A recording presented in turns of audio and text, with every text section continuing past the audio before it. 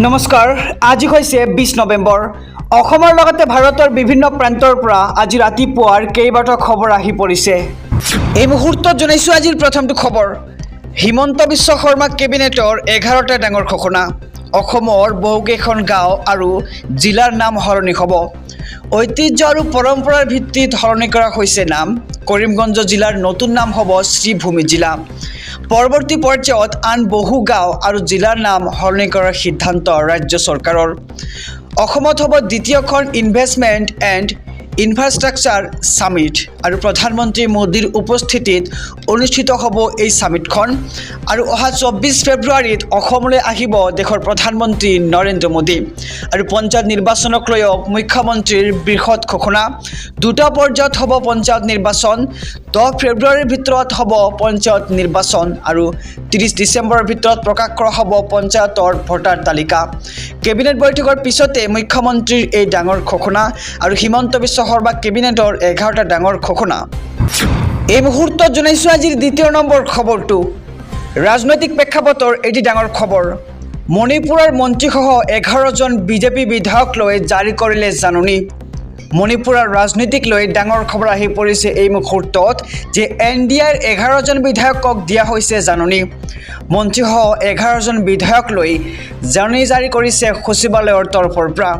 মুখ্যমন্ত্ৰীয়ে আহ্বান কৰা বৈঠকত উপস্থিত নাথাকিল 11 জন বিধায়কে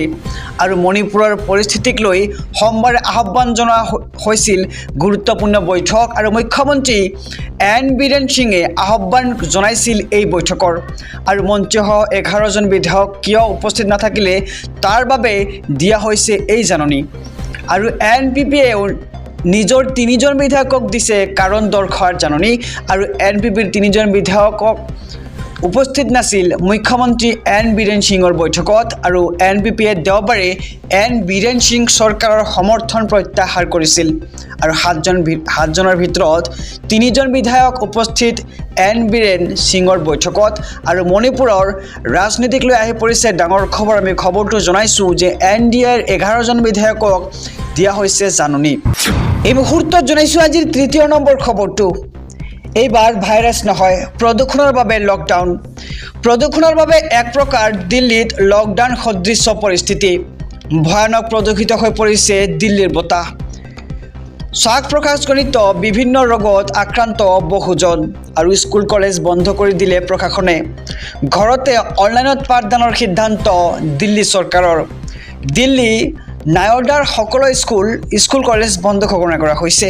আৰু কুঁৱলীৰ দৰে বিষাক্ত বতাহে ছানি ধৰিছে সমগ্ৰ দিল্লীৰ আকাশ আৰু দ্বাদশ শ্ৰেণী পৰ্যন্ত পাঠদান বন্ধ কৰি দিলে প্ৰশাসনে আৰু জেএনইউৰ পাঠদান বন্ধ কৰি দিলে কৰ্তৃপক্ষই আৰু অনলাইনত পাঠদান কৰাৰ সিদ্ধান্ত জেএনইউৰ আৰু প্ৰদূষণৰ বাবে এক প্ৰকাৰ দিল্লীত লকডাউন সদৃশ্য পৰিস্থিতিৰ সৃষ্টি হৈছে আৰু ভয়ানক প্ৰদূষিত হৈ পৰিছে দিল্লীৰ বতাহ শ্বাস প্ৰশ্বাসজনিত বিভিন্ন ৰোগত আক্ৰান্ত হৈছে বহুজন আৰু স্কুল কলেজ বন্ধ কৰি দিলে এইবাৰ দিল্লী চৰকাৰে এই মুহূৰ্তত জনাইছো আজিৰ চতুৰ্থ নম্বৰ খবৰটো লাখ লাখ মহিলাৰ বাবে আহি পৰিছে ডাঙৰ খবৰ নতুনকৈ 15ৰ পৰা 20,000 পৰিয়ালে লাভ কৰিব অৰুণোদয় আঁচনিৰ ধন ৰেচন কাৰ্ড থকা লাখ লাখ লোকে লাভ কৰিব অৰুণোদয় আঁচনি নতুনকৈ 15ৰ পৰা 10,000 পৰিয়ালে লাভ কৰিব অৰুণোদয় আঁচনিৰ সুবিধা শীঘ্ৰে প্ৰদান কৰা হ'ব অৰুণোদয় আঁচনিৰ প্ৰপত্ৰ লগতে অৰুণোদয় আঁচনিৰ সুবিধা যাৰ ঘৰত ৰেচন কাৰ্ড আছে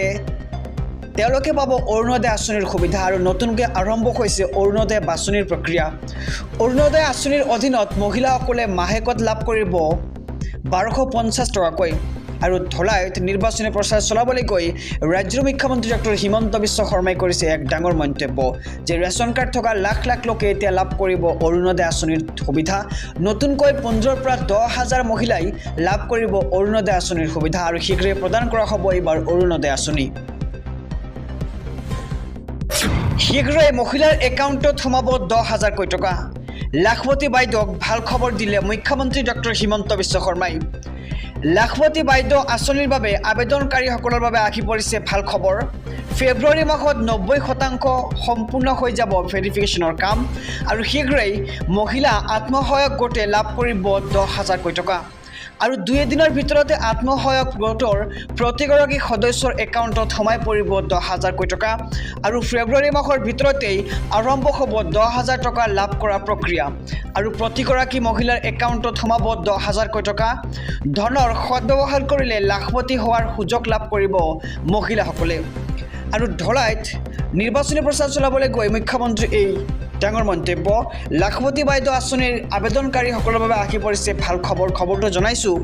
যে ফেব্ৰুৱাৰী মাহত 90% সম্পূৰ্ণ হৈ যাব ভেৰিফিকেশ্যনৰ কাম আৰু শীঘ্ৰে মহিলা আত্মসহায়ক গোটে লাভ কৰিব 10,000 টকা আৰু 2 দিনৰ ভিতৰতে আত্মসহায়ক গোটৰ প্ৰতিগৰাকী সদস্যৰ একাউণ্টত সোমাই পৰিব 10,000 টকা